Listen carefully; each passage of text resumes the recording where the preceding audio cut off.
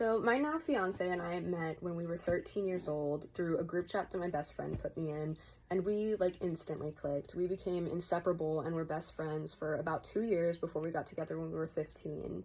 And 2 years into our relationship, I actually got pregnant, and I found out I was 8 weeks pregnant here in Texas amidst the 6-week abortion ban. And that moment was kind of a wake-up call for me, where I realized that this abortion exception was not meant to be accessible to anyone, let alone me, as someone who has a 38-day long cycle, which means I essentially had 4 days to scrap up the resources, schedule an appointment, get an abortion, and go through all the aftercare, or else I would be criminalized.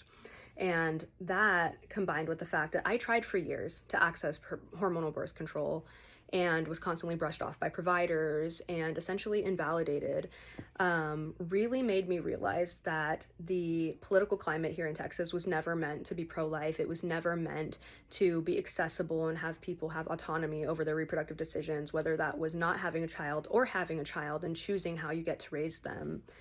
And throughout that experience, I had to travel 700 miles from San Antonio, Texas to Albuquerque, New Mexico. And I realized that the healthcare climate here in Texas is the farthest thing from pro-life. When I got to New Mexico, not only was the care affordable and accessible and compassionate, but I got access to healthcare that I didn't have here in Texas, such as hormonal birth control, which was no questions asked. I was able to have a conversation with that provider. I was able to discuss all of my options, and I was able to get it for free, as well as STI testing. And it made me realize that affordable and accessible and compassionate healthcare isn't just a possibility, but it's a must-have, and it's something that we must have here in Texas.